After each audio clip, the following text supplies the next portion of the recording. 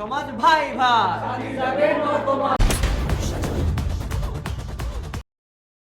School gang এর season 3 ধামাকাদার পর্ব নিয়ে এগোচ্ছে। দর্শকরা নাটকটি সবাই পছন্দ করছে। 1-2 করে সিজন 3 চলছে। সিজন 3 চলছে টান টান উত্তেজনা, একের পর এক ধামাকা আসছে এই গল্পে। তবে এবার ভিলেনের বেশে এন্ট্রি নিল প্রত্যয় হিরণের এন্ট্রিতে বোঝা যাচ্ছে এবার ধামাকাদার হতে যাচ্ছে আগামী পর্বগুলো। মিরাজ ও বাকিরা সবাই যখন সাথীকে অপমান করে সবাই বলে ছাত্র সমাজ ভাই ভাই যাবে নর্দমায়। কথা সহ্য করতে পারে না সাথী উঠে সবাইকে স্টপ হতে বলে, কিন্তু কেউ স্টপ হয় না। আবারও সবাই বলে ছাত্র সমাজ ভাই ভাই যাবে নর্দমায়। কথা শুনে খুবই রেগে যায় সাথী রেগে গিয়ে জোরে চিৎকার করে ওঠে। আর সাথী বলে ধামাকাদার কিছু হতে যাচ্ছে ক্লাসে, তোমাদের কাউকে ছাড়বো না, রেডি তো?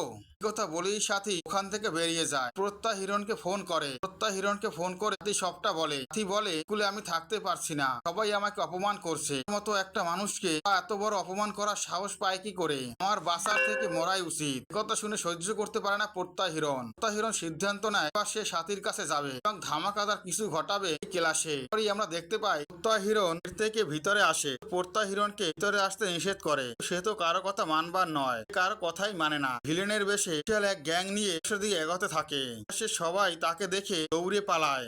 ক্লাস রুমে চলে আসে প্রত্যয় হিরণকে দেখে সবাই অবাক হয়ে যায়। কিন্তু প্রত্যয় হিরণ বলে মিরাজ দাঁড়িয়ে যায়।